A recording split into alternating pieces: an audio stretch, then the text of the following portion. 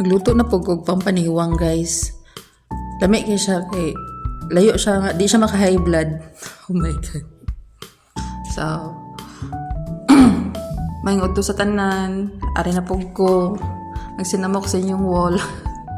Galuto day ko karon, guys, og shawarma.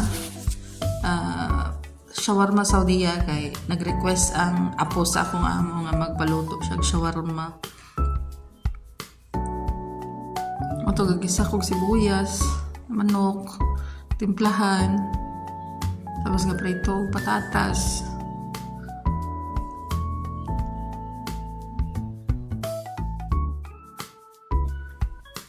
So after ato, mana ni siyang yang itsura.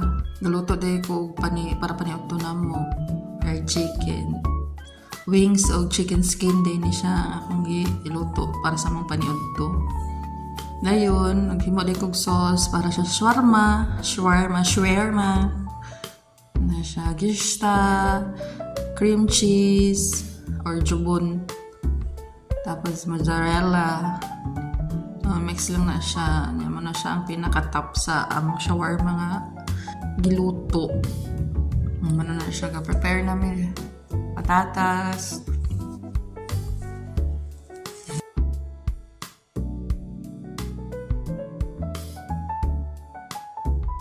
After sa patatas, ibutang nga gamay mozzarella kaya para kaan siya dikit ba, dili siya mabungkagon niya. Tapos katong gigisan ako ganyan nga chicken, ipaibabaw na siya na ano na siya, wala lang, char lang.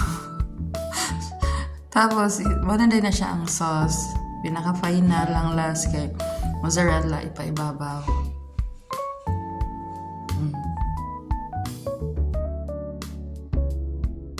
Naluto na dahil mong chicken. Ready na mo ang paniudto. Kami ka siya, guys. Tagtawad na may makakaon ng chicken. Nga, higi mo na ko.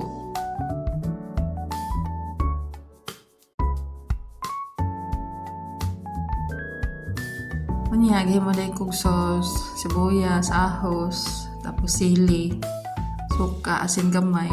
Oh, and ready na! Nom-nom na. Bye-bye, guys!